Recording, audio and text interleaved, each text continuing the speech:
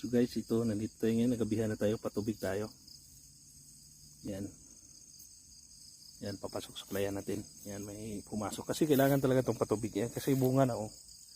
Yan, may bunga na. Yan. Doon. So ito yung source of, yan, tsaga talaga. Hindi ko muna iniwan. Ayan, may tubig naman. Yan.